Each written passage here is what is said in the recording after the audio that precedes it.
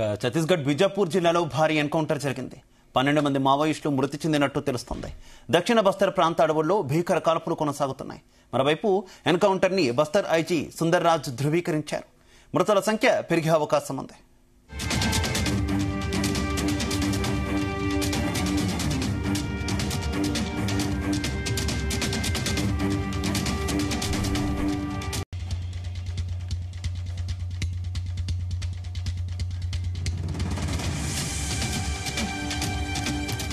రెడ్డికి ఎన్కౌంటర్ సంబంధించి మరింత సమాచారం మా కరెస్పాండెంట్ తిరుపతి అందిస్తారు. తిరుపతి.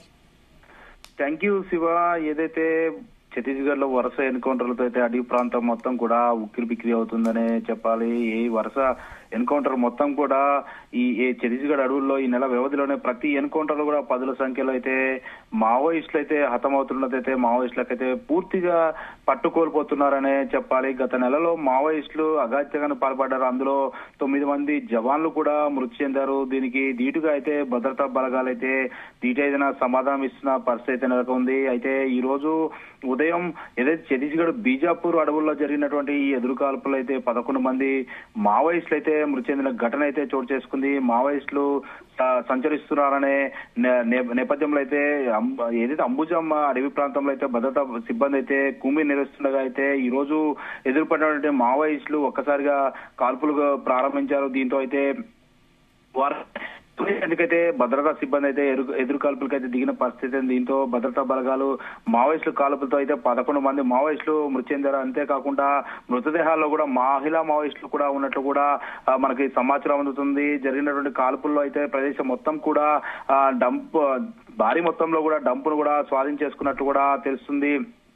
ఏదైతే సంఘటన ప్రదేశంలో అడవి ప్రాంతం మొత్తం కూడా బలగాలు అయితే వందల సంఖ్యలో కుమ్మింగ్ నిర్వహిస్తున్నట్లు కూడా తెలుస్తుంది. అయితే ఇప్పటికే మావోయిస్టులు ఏదైతే కుమ్మింగ్ క్రమంలో అయితే ఇప్పటికే మావోయిస్టులు అయితే తీవ్ర నష్టం వాటిల్లని చెప్పాలి. ఎందుకంటే గత 2 సంవత్సరాల వ్యవధిలోనే వందల సంఖ్యలో కూడా మావోయిస్టులు ఎదురుకాల్పుల్లో అయితే మృతి చెందిన మరి కొందరు అయితే ఆపరేషన్ కంగారుతో అయితే లొంగిపోవడంతో అయితే మావోయిస్టులకు అయితే పట్టుకోల్పోతున్నట్లు కూడా తెలుస్తుంది. ఏదేమైనా ఈ నెల వ్యవధిలోనే అంటే ఈ జనవరి కొత్త సంవత్సరం వ్యవధిలోనే 10ల సంఖ్యలో కూడా మావోయిస్టులు మృతి చెందడంతో అయితే మావోయిస్టులు తీరని నష్టం వాటిందని చెప్పొచ్చు. అయితే ఈ కుమ్మింగ్తో అయితే అడవి ప్రాంతం మొత్తం కూడా తుపాకుల మొత్తం అయితే మారుమోగుతున్న పరిస్థితి అయితే. ఏదేమైనా గిరిజన గ్రామాల్లో ప్రజలైతే ఎటు నుంచి ఎలాంటి ప్రమాదం వస్తుందంటూ కూడా భయం గుప్పెట్లో కూడా జీవిస్తున్న పరిస్థితి నెలకొంది. ఏదైతే మధ్యాహ్నం నుంచి కూడా ఏదైతే కుమ్మింగ్ నిర్వహిస్తున్న నేపథ్యంలో అయితే మృతుల సంఖ్య మరింత పెరిగే అవకాశం ఉన్నట్లు కూడా తెలుస్తుంది. ఏదేమైనా రేపు ఉదయం వరకు అయితే మృతదేహాల సంఖ్య కూడా అధికంగా ఉండే అవకాశం కూడా కనపడుతుంది. ఏదేమైనా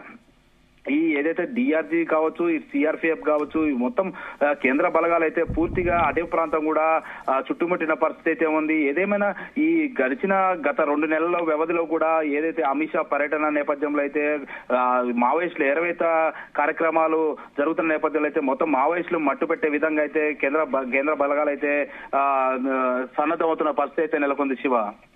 ఓకే, థ్యాంక్ యూ తిరుపతి.